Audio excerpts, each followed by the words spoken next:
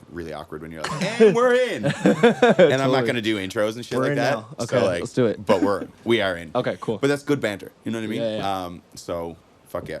I'm all about Dissect because it's like, when I want to write now, I listen to Dissect. I'm just like, I'll just listen to Paul apart Kanye's album, my favorite Kanye album. Yeah, I think I listened to that because of you sending it to Daryl. Dissect? And then Daryl sending it to us. That's hilarious. Yeah. No, dude, it's so good. Yeah. You met Joe Meadows, right? Like back in the day at Jib Fest? I think so, maybe. He was like one of the founders with me and stuff back in the day.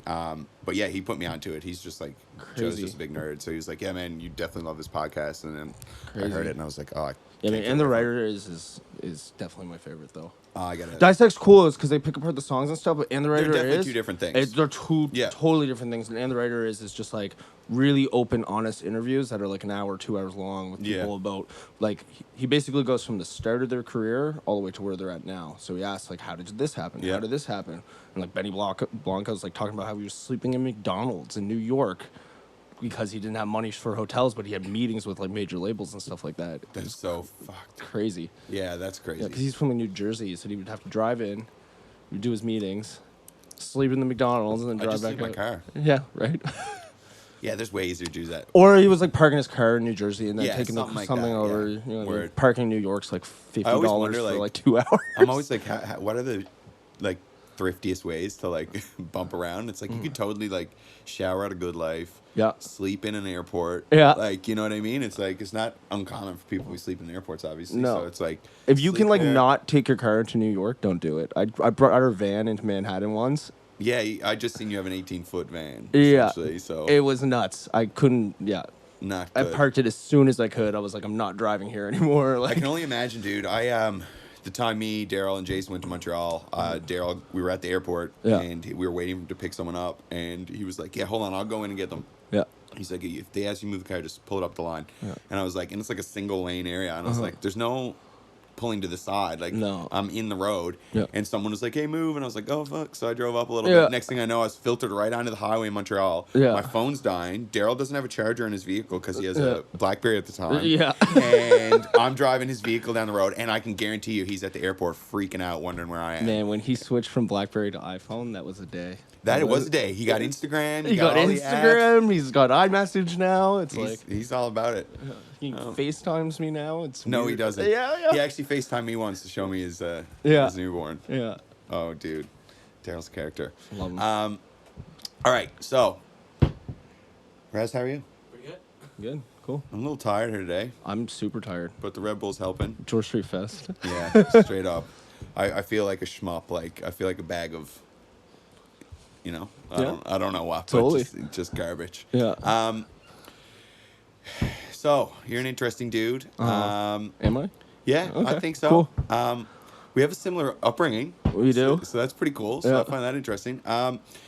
Drummer. Yeah. Half kind of a label. Not kind of, sorry. Partial labor owner with a couple other cats. Totally. Just professional writer. I'm playing guitar live now, too. I'm not just a drummer, man. Really? Yeah. What else? Tell me. Yeah, just fill me in on Neon, what your life, and I'll let you kind of roll it. We'll just talk some shit about it. We finished the album. Album's out now. Album's called? Sweet Dreams Till Sunbeams. Sweet Dreams Till Sunbeams. Yeah. We're already working on the next one. So sick. Yeah. We started sessions on that like 2 weeks ago. In doing that, just quickly, like, did you guys have like a surplus of songs and you're like, anyways, let's start the next one? We had a whole album done and scrapped it. I heard. Yeah. Then we got to this one. Because we felt we went too heavy on it, I guess. On the last one? Well, no, the one that never came out. It was very like almost hard rock. Right. And we were like, this is a little bit much for what we've put out. It. I love the songs that we did. You're like, and I don't know if they'll ever see the light of day because they were like really heavy. Like, sounds like there's room for a solo alias there. Oh man, I don't know what's gonna happen with them, but yeah. Interesting. Anyway, so working on the album. We literally finished the last song on it like a month before, like 2 days before it had to go to the label to be put out. No way. So it was like, we had the whole thing, and then we were like, we need one more upbeat one. We felt it was missing another upbeat one, so then that's how If Not Now When happened. And then, Sick. Yeah. I'm a fan. I listened to it. this one feels really honest. Not that the other ones didn't. Yeah. But like, it's really truthful to Frank. Yeah, it's like literally his story. Yeah, Daryl asked me what I thought, and I was like, it's like something different going on here in a good way. And I was like, I can't put my finger on it, but I was like, there's like some serious emotion. Yeah, and it's like, I don't even mean it's an emotional album in that like in a bad context. I just mean you can tell like there's a lot of hurt. Well, I think it was like we're trying to figure out why marching bands click so well with people. Yes, and we realized it was like probably one of the only tracks that like really was just like Frank telling a really, really honest story. Yes. And then that's when the writing all switched. And Frank like started doing all these writing camps. So the way like a lot of this album works is Frank would go away, do these writing camps, and then he would bring the demos back to me and Corey, and me and Corey would work on it. And if you don't know who Corey is, Corey used to be in the band, but now he's just like he's not just like it, but he's like the third member. He's the like puppet master. Yeah, he's produces like everything. So yeah. Absolutely. Real quick for people who don't know, Frank is Frank. Yeah, but Frank is the singer of your band. Frank is the singer of the band, Neon Dreams. Yeah, so, I mean, if you don't know who Neon Dreams are, you should probably look. We'll have all that linked up anyways. But yeah, Adrian Morris, the drummer. Frank Cadillac, the singer. It's now just the two of you. Used to have Matt Gatz playing guitar. He's working in the label doing management and stuff now.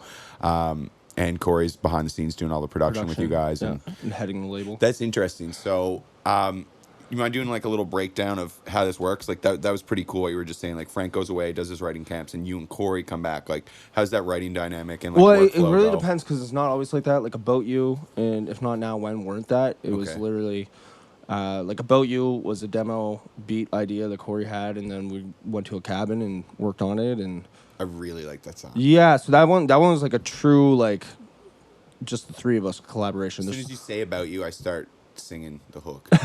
So like that's really good, you know. Cool. Yeah. That song was super. Frank really wanted to capture like swing vibe, like old swing. He was like really into it. So like the whole like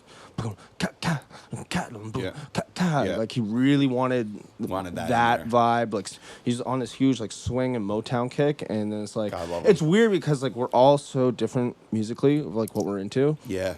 Like Corey's favorite group of all time is G Unit, and mine's like of all time. Yeah, his all-time favorite group. Yeah, it's G Unit. That's amazing. For me, it's Blink-182. For Frank, it's like Coldplay and The Fray. Coldplay or something. Yeah, so it's like our music tastes are so different, but that's good. I think that's why we land on the sound that we do. Because they all have a really good like underground sound or original sound, if you will, but all have feet in the popular top 40. They all have had like mainstream hits success, but they all have like a very niche sound. That's good. It's like a good melting pot of all your influences to like come out with something like this. I really like as you listen to your releases over the years, whatever you can get your hands on online currently. I don't know if you have some old back catalog stuff taken down now, but some of the OG days. To You and Sweet Dreams to Sunbeams is all that's up right now. Okay, word, because I met you in 2014. I think. Yeah, that was your first Jib Fest, right? First show outside of Halifax, I think. No way. Yeah. Was Jib Fest. Jib Fest, yeah. No way. Yeah.